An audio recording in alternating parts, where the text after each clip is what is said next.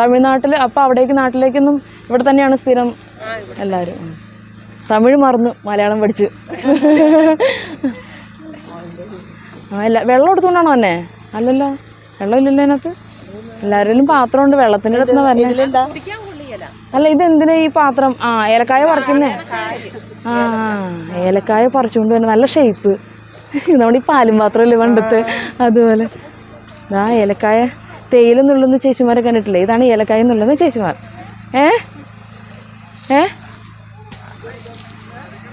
ഇറങ്ങാം.